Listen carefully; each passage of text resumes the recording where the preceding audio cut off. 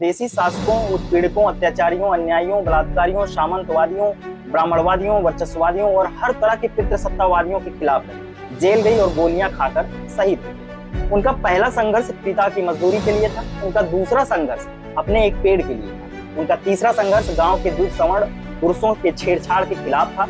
उनका चौथा संघर्ष 11 वर्ष की लड़की के रूप में 33 वर्षीय पति के यौनात्मक हिंसक हमले और बलात्कार के खिलाफ था। उनका पांचवा संघर्ष अपने पिता की जमीन के लिए, खुद के दादा और गांव के दबंगों के गठजोड़ के खिलाफ। उनका छठा संघर्ष बलात्कार करने वाले गांव ठाकुर पुरुषों के खिलाफ था। उनका सातवां संघर्ष जेल में डालने और जेल में बलात्कार करने वाले पुलिस के खिलाफ था।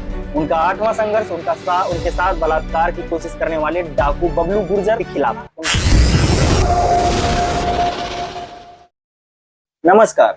झांसी की रानी लक्ष्मीबाई बनाम फूलन देवी।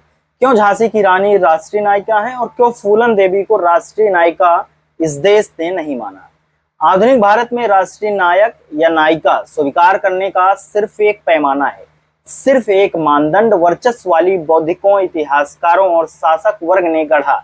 वह पैमाना मानदंड यह है कि यदि कोई व्यक्ति विदेशी शत्रु के खिलाफ लड़ा है तभी वह राष्ट्रीय नायक या नायिका स्वीकार किया जाएगा। लेकिन भारत की बहुसंख्यक जनता के देशी दुश्मनों जैसे सामंतवादियों, ब्राह्मणवादियों या पूंजीपतियों के खिलाफ संघर्ष किया है तो वह राष्ट्रीय नायक या नायिका नहीं माना जाएगा। अभी तक का इतिहास यही रहा है। झांसी की रानी लक्ष्मीबाई अपने राज्य के लिए, अपने बेटे को राज्य का वारिस मानने के लिए और अपने राज्य की स्वायत्तता, स्वतंत्रता को बचाने के लिए अंग्रेजों के खिलाफ युद्ध की और अपनी जान गंवा दी। उनके साहस, उनकी वीरता, उनके जज्बों और उनके युद्ध के कौशल को सलाम। यहाँ यह जिक्र करने की ज्यादा जरूरत नहीं है कि वह किसी देश या समाज की आजादी के लिए नहीं लड़ी थी। वह अपने अपने राज्यों को बचाने के लिए लड़ी और युद्ध में मारी गई। दूसरी ओर फूलन देवी देशी शासकों, उत्पीड़कों, अत्याचारियों, अन्यायियों, बलात्कारियों, सामंतवादियों, ब्राह्मणवादियों, वर्चस्ववादियों और हर तरह के पितृसत्तावादियों के खिलाफ लड़ी, जेल गई और गोलियां खाकर शहीद हो गई। उनका पहला संघर्ष पिता की मजदूरी के लिए था। उनका दूसरा संघर्ष अपने एक पेड़ के लिए था। उनका तीसरा संघर्ष गांव के दूध सवर्ण पुरुषों के छेड़छाड़ के खिलाफ था। उनका चौथा संघर्ष 11 वर्ष की लड़की के रूप में 33 वर्षीय पति के यौनात्मक हिंसक हमले और बलात्कार के खिलाफ था। उनका पांचवा संघर्ष अपने पिता की जमीन के लिए, खुद के दादा और गांव के दबंगों के गठजोड़ के खिलाफ था। उनका छठा संघर्ष बलात्कार करने वाले गांव ठाकुर पुरुषों के खिलाफ था। उनका सातवां संघर्ष जेल में डालने और जेल में बलात्कार करने वाले पुलिस के खिलाफ था। उनका आठवां संघर्ष उनके साथ बलात्कार की कोशिश करने वाले डाकू बबलू गुर्जर के खिलाफ। उनका नौवां संघर्ष ठाकुर श्रीराम, लाला राम और उनके नेतृत्व में उनके साथ कई दिनों तक सामूहिक बलात्कार करने वालों के खिलाफ, जिसे बहमई कांड के नाम से भी जाना जाता है। इस पूरी प्रक्रिया में उन्हें भारतीय राजसत्ता के खिलाफ खड़ा होना पड़ा। वह वर्चस्व और सत्ता के हर रूप के खिलाफ लड़ी, जेल की सजा काटी और अंत में शहादत दी। वह डाकू के रूप में उन्होंने सामंती, जातिवादी, दबंगों, बलात्कारियों, साहूकारों, घूसखोरों के खिलाफ लड़ी। जो लूटा उसे गरीबों में बांटा, बहुत सारे लोगों के खेतों खलिहानों को सामंतों, साहूकारों से मुक्त कराया, कई सारे बलात्कारियों को सजा दी। इन सब के बाद भी वह राष्ट्रीय नायिका नहीं है।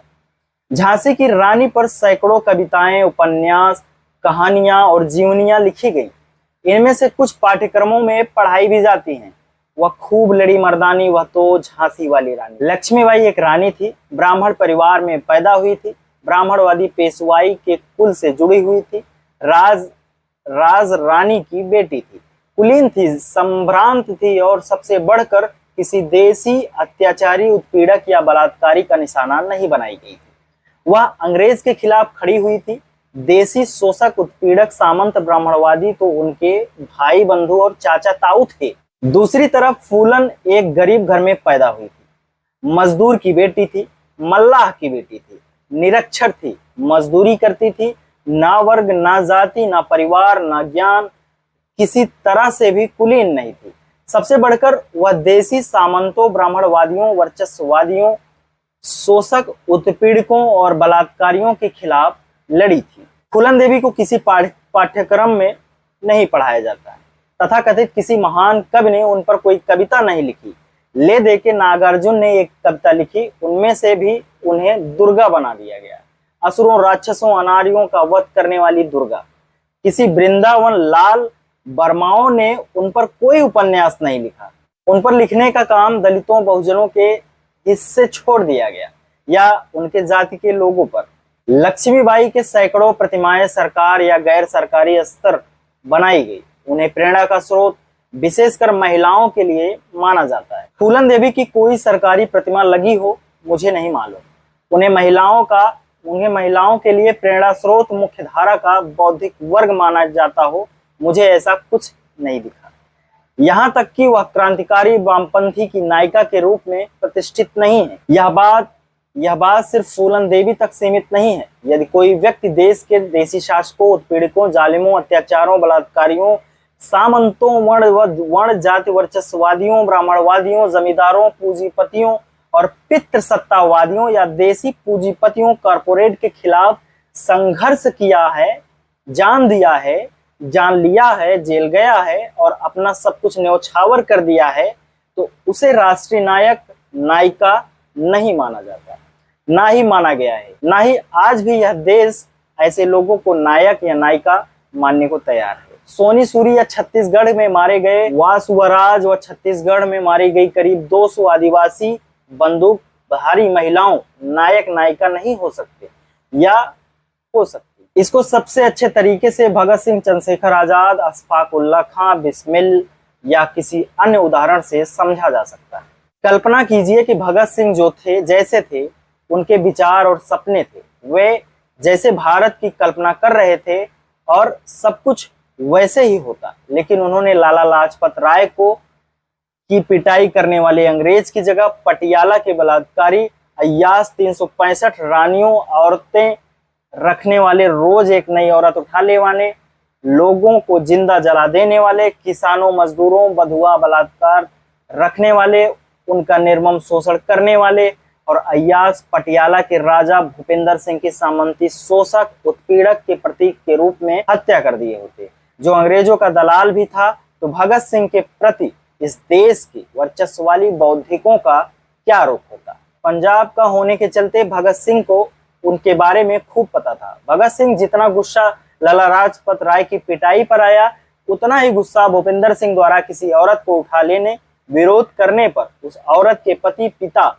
या भाई को जिंदा जला देने पर आया होता और वे भूपेंद्र सिंह की हत्या अपने साथियों के साथ मिलकर कर दिए होते, तो क्या उन्हें राष्ट्रीय नायक का दर्जा मिलता? सबसे बड़ा सवाल है।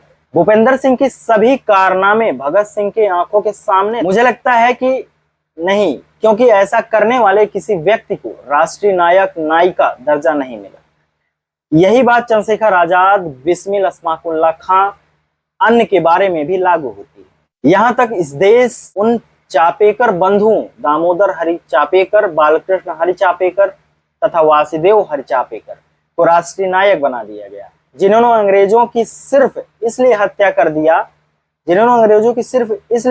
दी थी क्योंकि वे प्लेग का टीका लगा रहे थे। फूलन देवी का नायिका ही नहीं, मानव इतिहास की सबसे शीर्ष और महान 17 विद्रोही नायिकाओं में से शामिल करने, उसमें शीर्ष 5 में शामिल टाइम मैगजीन ने किया। इस खबर को लिखा था वरिष्ठ पत्रकार सिद्धार्थ रामू ने। यह खबर आपको कैसी लगी हमें कमेंट बॉक्स में लिखना ना भूलें। बने रहिए बहुजन प्लेनेट के साथ। मैं अलका सलमान अनवंशी, बहुत बहुत धन्यवाद।